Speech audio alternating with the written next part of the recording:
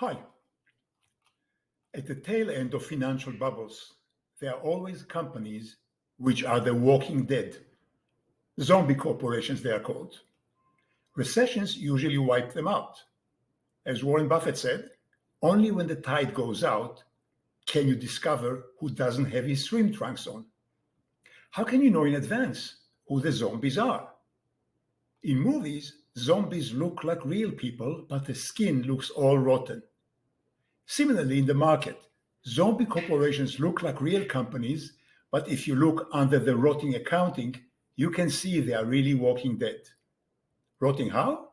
Well, either the asset's value is hyperinflated, like junk bonds in 1990, or like many internet bubbles in the early 2000s, or the debt is hidden under pyramided leverage, like toxic third mortgages, or they're just one massive Ponzi scheme, like Enron. How to recognize zombie companies?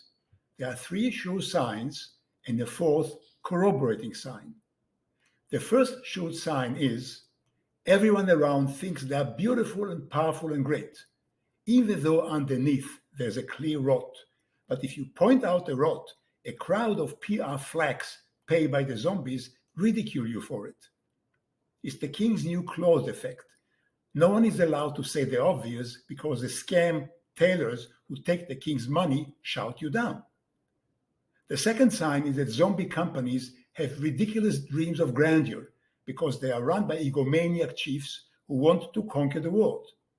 These egomaniacs are often surrounded by people of no talent who are super ambitious but can have no careers any other place.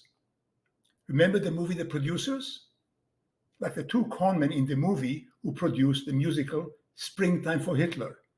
The producer, played by Zero Mostel, was the egomaniacal conman, but Gene Wilder, the accountant, helped because his life was failing otherwise.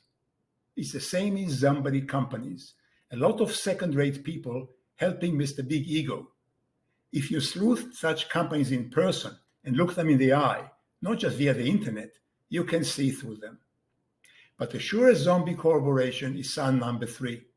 In zombie companies, the boss always tries to shoot the moon without enough money, so he plays financial games.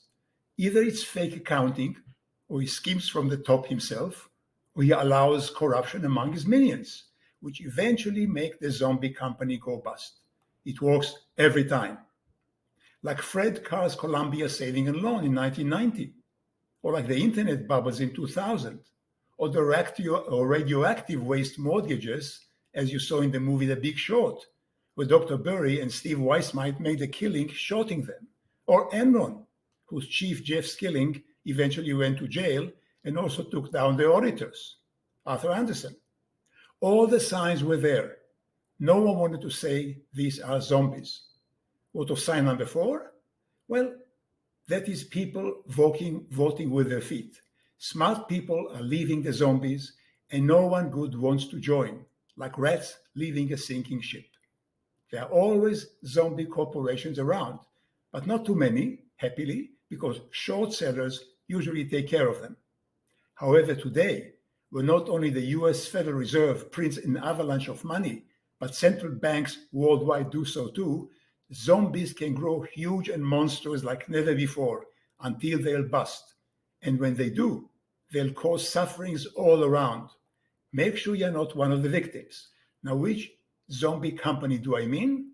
Today, I don't want to talk about zombie companies, but about zombie countries. Whole countries? Yes. Countries which are most probably dead zombies walking already. Because today, at the tail end of the grandmother of all bubbles, it's not just companies where egomaniacs try to build an empire on sand, but also whole countries. So which countries are these? The two countries are, of course, China and Russia. China probably has 5 to 10 years to go before it comes to no good end. Russia has begun to fall apart already, and as both countries slowly crumble, the damage will be global. It's already beginning. Let's go by the 3+1 zombie signs. First sign, China is run by a foolish egomaniac, Xi Jinping, who wants to be emperor. Xi rose because his father was a big boss under Mao, Then his mother, Xi's mother that is, kept writing to former underlings of Mao to promote her son. Xi never got a really good education. He even allegedly plagiarized his thesis. So today he's jealous of anyone with any talent and any popularity, and either jails them, like Jack Ma, or isolate them, like locking down all of Shanghai, where his rival Jiang Zemin power base is. As a result, Xi himself gets isolated, gets no real information, no real advice, and no one dares contradict his foolish orders. So problems only get worse and worse. And now Xi may even be elected president for life because everyone is afraid of him. As a result, China is bankrupt with most of its citizens' money tied up in unfinished condos, which will end up worse than the Big Short. The banks are illiquid. Much of the population is locked down because Chinese vaccine doesn't work and Xi doesn't want to import foreign ones. Even worse, now Xi makes noises of attacking Taiwan, and that with an army in an even worse shape than Russia's army because it's commanded by spoiled only sons of Communist Party apparatchiks. Worse still, China stopped producing babies, and worst of all, China also has a shortage of women because families either abort baby girls or let them die. So a lot of young Chinese men have no brides. In 30 years, China will have a quarter less people and most will be old. So fast shrinking population, sanctioned economy, debts busting, banks bursting, and still dreams of grandeur.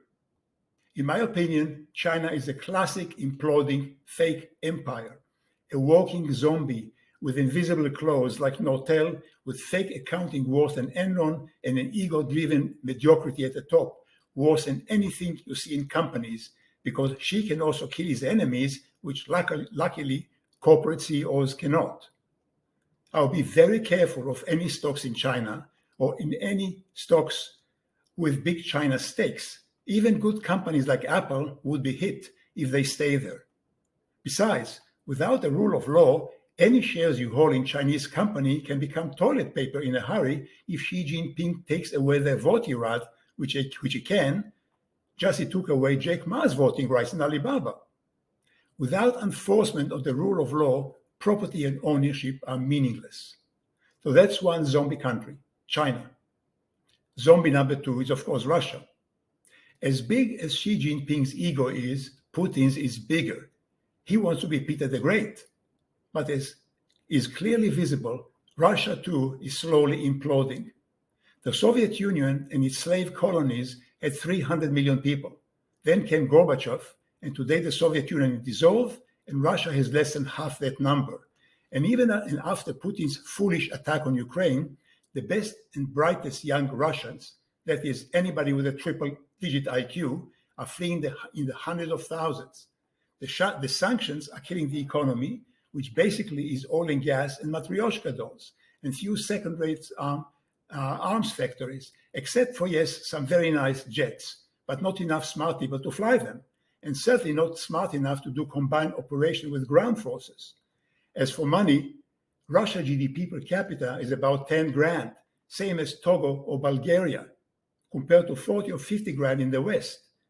And after Russia's top brains leaves or killed, it will probably become 8 grand or even 5 grand GDP per person, like Sudan. Russia's slave countries, the so-called stands, are already making noises of leaving, even as Putin is getting criticized from within his government for his foolish adventure.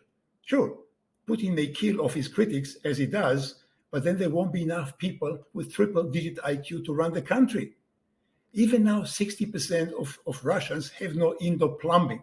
In 5 years, it'll be 80%. And in 10 years, Russia will likely be in a sorrier shape than China.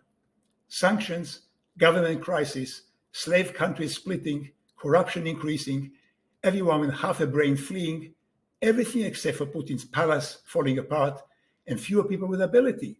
Only people like Shoigu or Medvedev remaining, mediocrity is both. Yet, every now and then, even somebody smart like Jimmy Rogers still recommends cheap Russian stocks. But property rights in Russia are even worse than China. They're a joke too.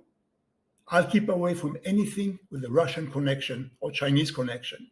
It's only a question of time before the tide goes out for them too. Are there any other zombie countries? Well, we can say the EU is a zombie too, but it's not a nation, not a country, has no army, only bureaucrats and rising debts, which its main shareholder, Germany, now cannot pay because it is half a zombie itself. But that's another story. That's all for today. Please let me know what you think of the above. Subscribe to the channel and buy my book, The Sleuth Investor, and review it on Amazon. I'll see you next time. In the meantime, thank you very much for watching.